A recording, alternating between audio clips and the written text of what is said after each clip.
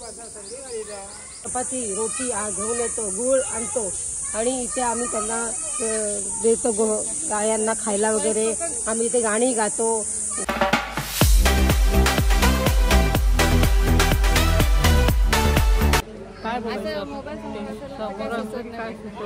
हे उंबर खायचे असतात. उंबर खायचे असतात म्हणजे नाही चिकन उंबर आपला बंदीच्या ठिकाणी कधीतरी खायला पाहिजे उंबर ना. पौष्टिक असतात. मग किती खायचो. आणि आमच्या शाळेजवळ पण उंबरच आपल्या तिथे शास्त्रीनगर मध्ये उंबराचं झाड. पोटाची माहिती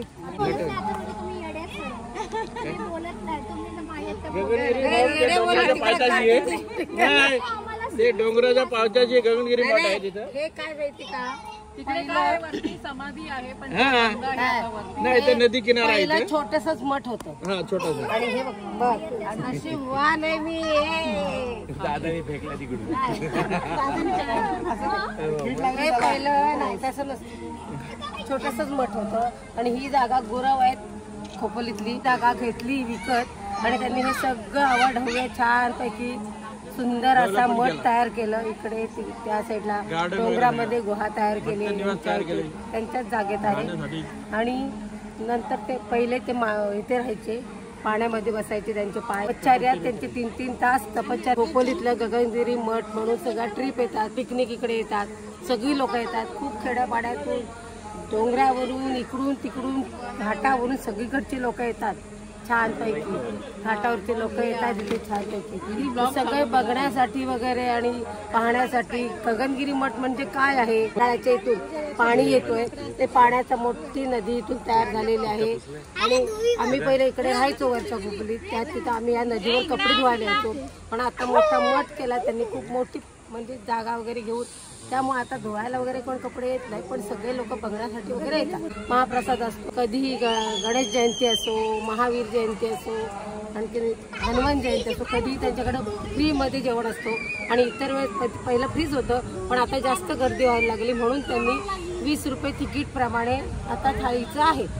सगळी जेवायला येतात. सगळ्यांनी नक्की या बघण्यासाठी. खास आमच्या खोपोलीतलं प्रसिद्ध हे मंदिर आहे गगनगिरी मठ. हे मंदिर प्रसिद्ध आहे आमच्या खोपोलीतलं. तर आवर्जून सगळ्यांनी बघायला. मीना घाडगे माझी वहिनी, आम्ही म्हणजे ते आलं ना का आम्ही सगळं एकत्र मिळून कुटुंब एकत्र इथे जेवायला येतो. मस्त ना.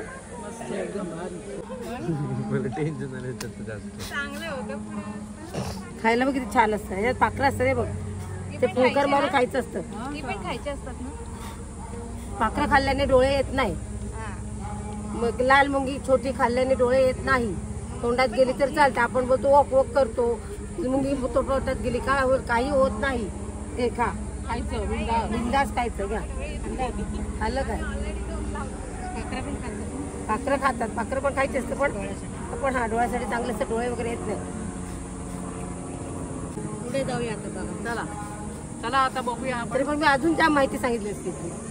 छोटंसं टाकायचं. हा. आणि माझा हा ड्रेस होता आणि दादाला वाटलं का मी वाहून घातलंय. कुठे गेले.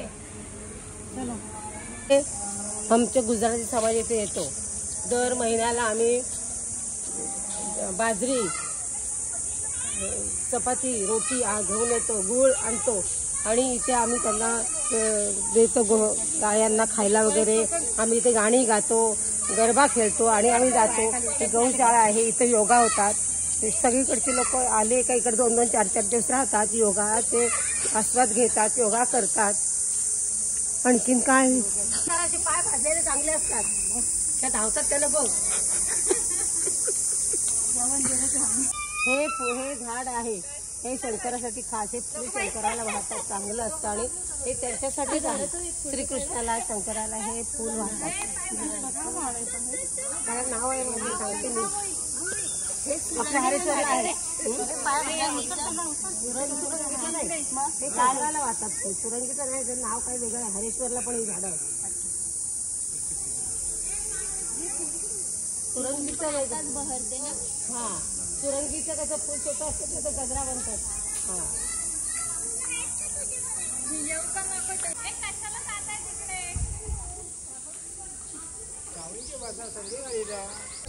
गवारीने सगळ्या पांगा पांग झाल्या.